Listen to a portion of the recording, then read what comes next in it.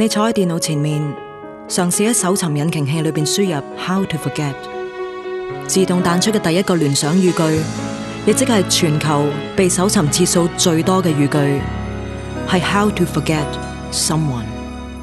你和那誰那天分手，你淚痕像條綠色的銹，頑固地種在眼睛一角，直到永久抹不走。但是否又在生活亂流？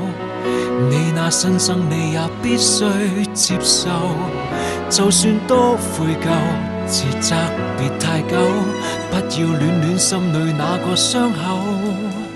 到日月穿山水，尚在恨那誰？誰曾無堅不摧，摧毀的廢墟，一早變做你美好新居。瘡疤你不畫，亦不知有過在這裏。淚答淚，風一吹，漸莫變那誰？連重提往事也不再絕對。他怎傷害你？講起你沒再吐苦水。點樣先可以將一個人忘記得一乾二淨？我可以好肯定話俾你知，冇方法。你話感覺會隨時間凋淡，我明啊。問題係我而家好唔開心啊。有時你還覺得溫馨，這淚流像存在的表徵。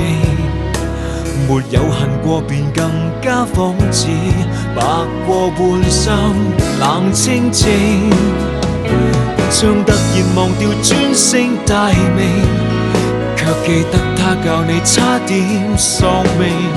是創傷太重，或覺悟太輕，使你不懂釋放怨對的根性。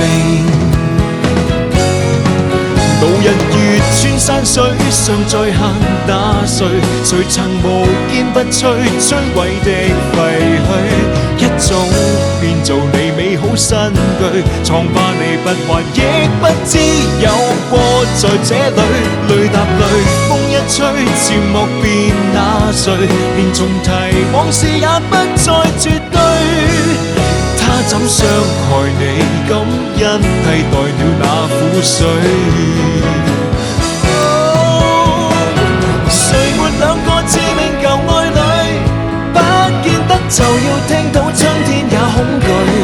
可以不唏噓，可以不心虛，放低跨過去。其實呢，放膽去愛係好犀利。你知唔知點解呢個世界咁悶？因為十居其九都係肯學就識嘅事。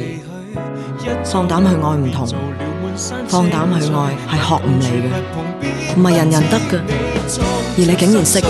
若舊夢不堪追，就別問那誰，從何時你學會灑脫？愛都識咯，學埋放手咯。他怎傷害你？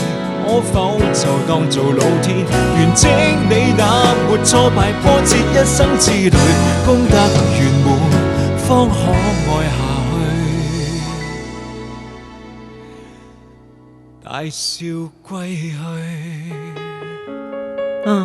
唔記得咗講，你原本想喺搜尋引擎器裏邊輸入 How to forget， 但係當你輸入到 How to